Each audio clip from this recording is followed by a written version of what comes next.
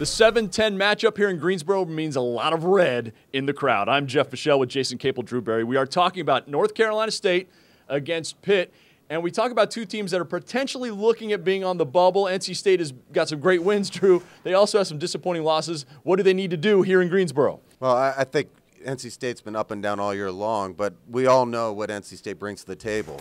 We're talking about Trevor Lacey and Ralston Turner. Those two guys are scoring machines. They've got to put up big numbers.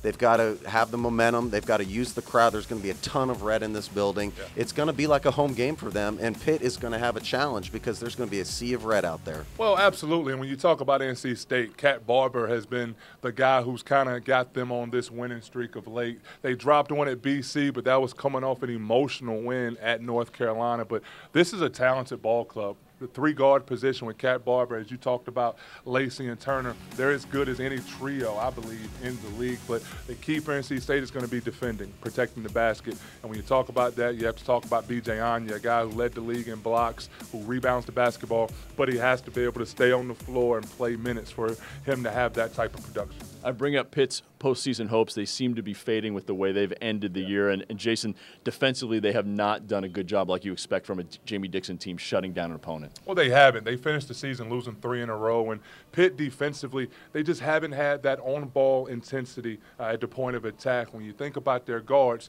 they're upperclassmen. You would think they would do a better job. But Pitt's not a big team.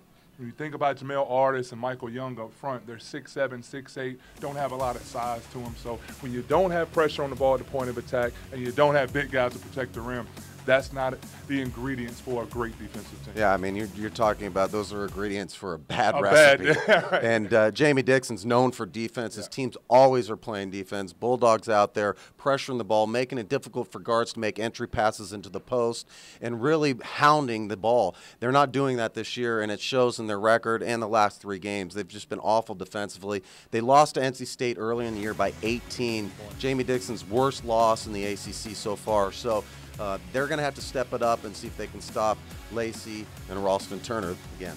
We do know this. The winner of this one picks up its 20th win of the season. With Drew Berry, Jason Capel, I'm Jeff Fischel. You're watching the ACC Digital Network, brought to you by Ruby Tuesday.